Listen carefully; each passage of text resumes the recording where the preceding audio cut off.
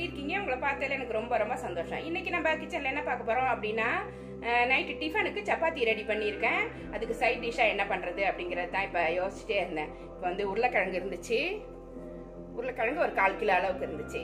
இதை வச்சு நம்ம குருமா பண்ண போறோம். அது எப்படி பண்ண போறோம் அப்படின்னா, நல்லா மட்டன் குழம்பு மாதிரி சூப்பரா பண்ண போறோம். சூடான சப்பாத்தி, நல்லா மட்டன் குழம்பு ஸ்டைல்ல உருளைக்கிழங்கு குருமா, அதுவும் குக்கர்ல ஈஸியா பண்ண போறோம். சூப்பரா இருக்கும். வாங்க அது எப்படி செய்யலாம்னு காமிக்கிறேன். அதுக்கு முன்னாடி நம்ம சேனலை சப்ஸ்கிரைப் பண்ணி வச்சுக்கோங்க.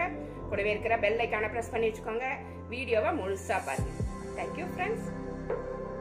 இன்னைக்கு நம்ம கிச்சன்ல உருளைக்கிழங்கு குருமா குக்கர்ல எப்படி பண்றது அப்படிங்கறதான் பார்க்க போறோம். இதுக்கு வந்து நான் 1/4 கிலோ உருளைக்கிழங்கு கட் பண்ணி எடுத்து வச்சிருக்கேன். உங்களுக்கு எவ்வளவு தேவையோ நீங்க அரிஞ்சு எடுத்து வச்சுக்கலாம். இந்த மாதிரி பெருசு பெருசா தான் போடுறேன். இது இப்படி போடும்போது தான் நல்லா மட்டன் குருமா மாதிரியே இருக்கும், நல்லா இருக்கும். ரொம்ப சின்ன சின்னதா பாத்தீங்கன்னா வெஜிடபிள் குருமா மாதிரி இருக்கும்.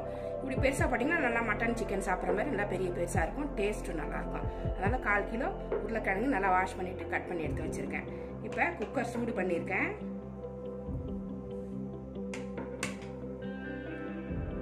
அதுல கொஞ்சமா எண்ணெய் ஊத்து.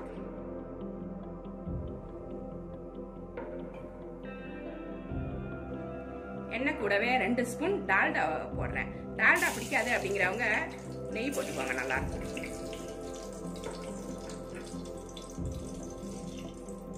தாளிக்கிறதுக்கு பட்டை, கிராம்பு, ஏலக்காய் எடுத்து வச்சிருக்கேன். பட்டை கொஞ்சமா எடுத்து வச்சிருக்கேன். 4 ஏலக்காய், 4 கிராம்பு எடுத்து வச்சிருக்கேன். ஒரு பிரிஞ்சி இலை, 1/4 ஸ்பூன் சோம்பு. இதை போட்டு தாளிச்சிடலாம். ஸ்டவ் சிம்ல வச்சு தாளிச்சிடணும். இப்ப வெங்காயத்தை ஃபர்ஸ்ட் போட்டுக்கலாம்.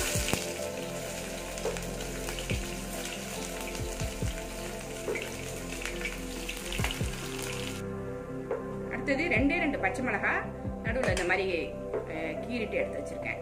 அதையும் போட்டுக்கலாம்.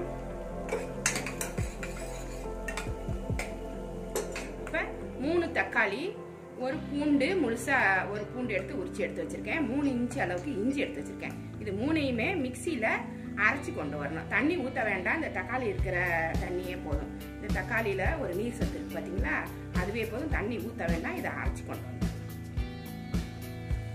தக்காளி, இஞ்சி, பூண்டு அரைச்சிட்டு வந்தாச்சு. இப்போ இந்த வெங்காயம் வதங்கிட்டு இருக்கு பாத்தீங்களா, அதில் அப்படியே ஊற்றி விட்டுருவோம்.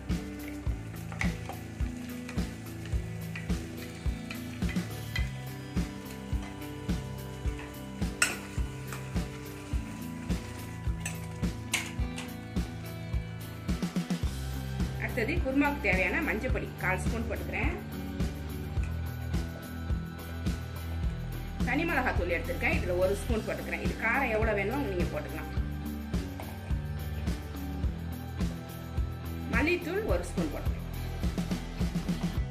இது வந்து கறி மசால் பொடி, சிக்கன் மசாலா, மட்டன் மசாலா எது இருக்கோ பார்த்துட்டு அதுல ஒரு 1 ஸ்பூன் இல்லைன்னா 1.5 ஸ்பூன் போட்டுக்கோங்க. இதுதான் நல்லா வாசனையை கொடுக்கும். நான் 1.5 ஸ்பூன் அளவுக்கு போடுறேன். உப்பு தேவையான அளவு.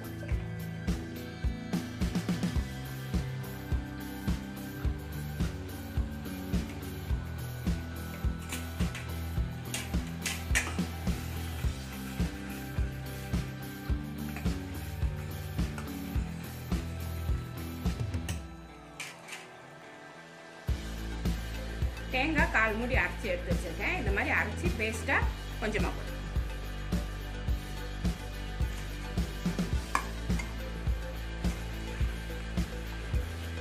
உருளைக்கிழங்கு இதில் போட்டுடலாம்.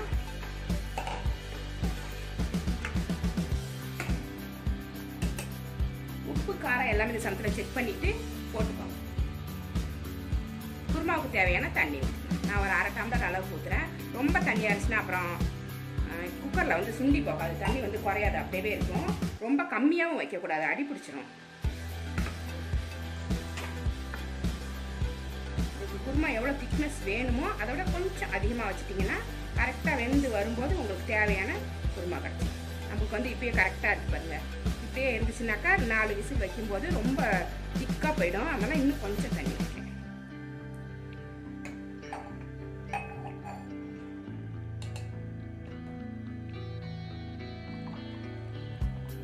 கொத்தமல்லி, புதினா கொஞ்சமா போட்டுக்கலாம். போட்டுட்டு குக்கரை மூடிட வேண்டியதான். 5 விசில் வந்தா சரியா இருக்கும். உங்க குக்கர்ல எத்தனை விசில் வச்சா வேகும் அப்படிங்கிறது உங்களுக்கு கணக்கு தெரியும் இல்லைங்களா, அது மாதிரி வச்சு எடுத்துக்கோங்க. இது ஒரு 5 விசில் வந்தா குருமா ரெடியா இருக்கும். 5 விசில் வச்சு எடுத்திருக்கேன். குருமா சூப்பரா வந்துச்சு.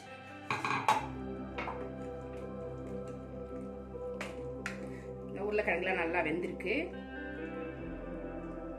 நல்லா சாஃப்டா வெந்துருச்சு. குருமாவும் இந்த திக்னஸ் வந்திருக்கு பாருங்க, கரெக்டா இருக்கும். இது வந்து இட்லி தோசைக்கு சப்பாத்திக்கு எல்லாத்துக்குமே நல்லா இருக்கும். புரோட்டாவுக்குலாம் சூப்பரா இருக்கும். நம்ம சிக்கன் மட்டன் தான் வைக்கணும் புரோட்டாவுக்கு, குருமா அப்படின்னா கிடையாது, இது வச்சாலே சூப்பரா இருக்கும். உருளைக்கிழங்கு குருமா ரெடி ஆனதுக்கு அப்புறம் இது மாதிரி இருக்கும், செம்ம டேஸ்டா இருக்கும். எல்லாத்துக்குமே சைட் டிஷ்ஷா இது யூஸ் ஆகும். இட்லி தோசை சப்பாத்தி பூரி பரோட்டா எல்லாத்துக்குமே சூப்பரா இருக்கும். மட்டன் குழம்பு மாதிரியே இருக்கும், மட்டன் சிக்கன் குழம்பு மாதிரியே இருக்கும், செம்ம டேஸ்டா இருக்கும். இந்த ரெசிபி உங்களுக்கு பிடிச்சிருந்தா நம்ம சேனலை சப்ஸ்கிரைப் பண்ணி வச்சுக்கோங்க, கூடவே இருக்கிற பெல் ஐக்கானே பிரஸ் பண்ணி வச்சுக்கோங்க. லைக் பண்ணுங்க, ஷேர் பண்ணுங்க, கமெண்ட் பண்ணுங்க. இவ்வளோ நேரம் என்னோட வீடியோவை பார்த்த எல்லாருக்குமே நன்றி. Thank you friends.